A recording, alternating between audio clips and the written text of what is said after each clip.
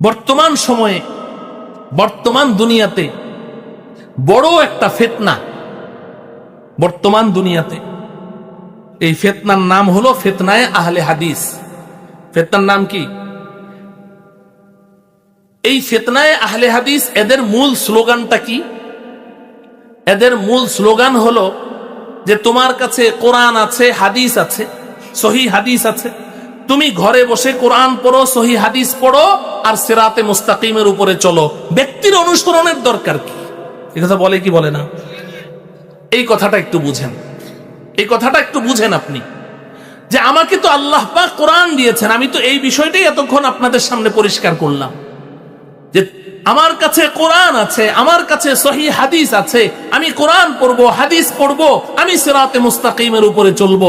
আরে কোরআন হাদিস পড়ে পড়েই যদি সিরাতে মুস্তাকিমের উপরে চলা সম্ভব হতো, তাহলে সূরাতুল ফাতিহার 6 নম্বর আয়াতটা এমন হতো না, সিরাতাল্লাযীনা আনআমতা আলাইহিম হতো না, যে আল্লাহর পুরস্কার প্রাপ্ত নির্বাচিত বান্দাদের পেছনে পেছনে চলো। আল্লাহ এটা বলতেন না যে জান্নাতের পথ হচ্ছে আমার ওই নির্বাচিত পুরস্কার প্রাপ্ত বান্দাদের পথ, তাদের পেছনে চলো। এটা না বলে আল্লাহ বলতেন সিরাতাল কুরআনিল কারীম, অথবা আল্লাহ বলতেন সিরাতাল কুরআনি ওয়াল হাদিস। এটা বলতেন যে কোরআন হাদিসের পথ জান্নাতের পথ, কোরআনের পথ জান্নাতের পথ। এই কথা বলে আল্লাহ ছেড়ে দিতেন, কিন্তু আল্লাহ কোরআনের পথ জান্নাতের পথ এটা বললেন না, কোরআন হাদিসের পথ জান্নাতের পথ এটাও বললেন না। এটা না বলে আল্লাহ কতগুলো ব্যক্তিকে অনুসরণ করতে বললেন। তাহলে ব্যক্তির অনুসরণ করতে কে বলেছেন আমাদেরকে? কে বলেছেন? কারণ কি? এই কারণটা বলে আমি আমার কথা শেষ করব। আমি এই আয়াতের ব্যাখ্যা করার জন্য সূরাতুন নিসা এর 159 নম্বর আয়াতটাও তেলাওয়াত করেছি। 59 নম্বর আয়াত। ওই আয়াতে আল্লাহ রাব্বুল আলামিন বলছেন, ইয়া আইয়ুহাল্লাযীনা আমানু আতিউল্লাহা ওয়া আতিউর রাসূলা ওয়া উলিল আমরি মিনকুম। খুব ভালো করে বুঝেন। আল্লাহ পাক বলেন, হে ঈমানদারেরা, তোমরা আতিউল্লাহ, আল্লাহর অনুসরণ করো। কার অনুসরণ? আল্লাহর অনুসরণ করো। 1 নম্বরে বললেন আতিউল্লাহ, খুব বুঝে নেন। 2 নম্বর বললেন ওয়া আতিউর রাসূল, রাসূলের অনুসরণ করো। কার অনুসরণ? রাসূলের অনুসরণ করো। 3 নম্বর বললেন ওয়া উলিল আমরি মিনকুম, তোমাদের মধ্যে যারা হক্কানি রব্বানি উলামায়ে কেরাম আছে তাদের অনুসরণ করো। 1 নম্বর কি বললেন? আল্লাহর অনুসরণ করো। 2 নম্বর কি বললেন? রাসূলের অনুসরণ করো। 3 নম্বর কি বললেন? তোমাদের মধ্যে যারা হক্কানি রব্বানি উলামায়ে কেরাম আছে তাদের কি করো? ভালো করে বুঝেন। এখন এখানে একটা প্রশ্ন হলো, আমি যার ইবাদত করি আমার রাসূলও তো তারই ইবাদত করেন, ঠিক কিনা বলেন? হ্যাঁ, আমি যার ইবাদত করি আমার রাসূলও কি? আমার দিকে তাকান, এদিকে তাকান, আপনারা মক্তবের ছাত্র না তো, সব বুড়া বুড়া মানুষ, এদিকে তাকান। আমি যার অনুসরণ করি আমার রাসূলও, আমি যাকে সেজদা করি আমার রাসূলও, আমি যার ইবাদত করি আমার রাসূলও তারই ইবাদত করেন, ঠিক কিনা? তাইলে আমি যার বান্দা আমার রাসূলও তার বান্দা, তো আমি আল্লাহর অনুসরণ করব, এটা তো ঠিক আছে। রাসূলের অনুসরণ কেন করব? আমিও আল্লাহর বান্দা, আমার রাসূলও আল্লাহর বান্দা।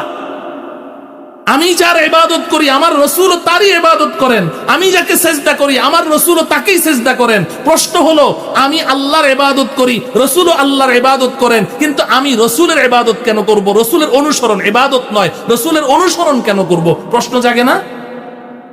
এই প্রশ্নের জবাবটা বুঝেন, আপনার হাজার সমস্যার সমাধান এখানে পেয়ে যাবেন। রাসূলের আমি অনুসরণ কেন করব? আমরা উভয়ে তো একই আল্লাহর বান্দা। এই প্রশ্নের জবাব হলো, যাকে অনুসরণ করবেন তাকে যথাযথভাবে অনুসরণ করতে হলে তাকে দেখতে হবে। দেখা ছাড়া মানুষ একে অন্যের যথাযথ অনুসরণ করতে পারে না। এটা মানুষের বৈশিষ্ট্য। মানুষের বৈশিষ্ট্য, আমরা মানুষ। মানুষের বৈশিষ্ট্য হলো মানুষ কাউকে ফলো করতে হলে তাকে দেখতে হয়, না দেখে মানুষ কি করতে পারে না? যথাযথ ফলো করতে।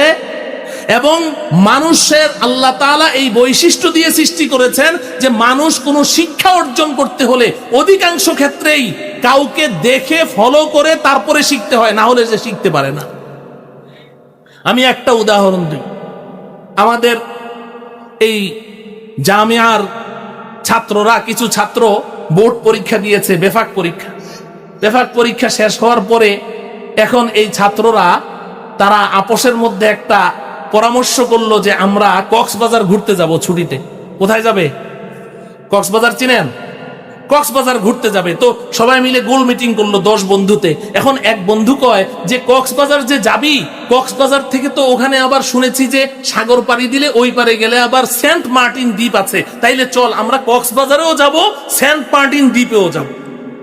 ঠিক আছে। এর মধ্যে এক বন্ধু বলে উঠলো, এই সেন্ট মার্টিন দ্বীপ যাবি কেমনে? মাঝখানে সাগর পাড়ি দেওয়া লাগবে, সাঁতার জানিস? কয় না, সাঁতার তো জানি না। এখন তো চিন্তায় পড়ে গেল, সাঁতার তো জানি না, যদি জাহাজ ডুবে যায় তখন কি অবস্থা হবে? এর মধ্যে এক বন্ধু বলে উঠলো, নো প্রবলেম, সাঁতার জানিস না, এটা নিয়ে কোনো টেনশন নাই, এক কাজ কর, আমি ব্যবস্থা করছি। ওই বন্ধু করলো কি, বাজারে গিয়ে সাঁতার শিক্ষার বই কিনে নিয়ে আসলো। কি নিয়ে আসলো? কথা বলে না, কি নিয়ে আসলো? সাঁতার শিক্ষার বই নিয়ে আসলো। বাজারে সাঁতার শিক্ষার বই আছে না নাই? সাঁতার শিক্ষার বই নিয়ে এসেছে। এই বইয়ের মধ্যে একেবারেই ছবি সহ, পিকচার সহ সাঁতার শিক্ষার নিয়মাবলী সব দেয়া আছে। এমন বই বাজারে পাওয়া যায় কি যায় না? এখন এটার মধ্যে সাঁতার কাহাকে বলে, কত প্রকার, কি কি সব দেওয়া আছে।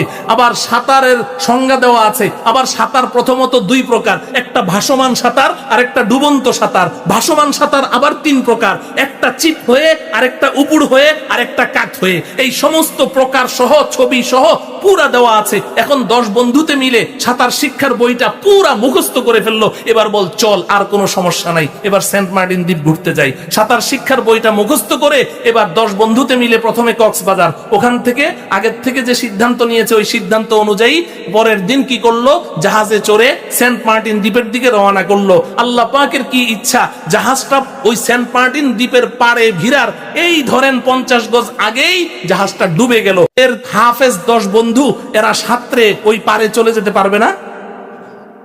পারবে না? কেন পারবে না? বই তো মুখস্থ পুরা,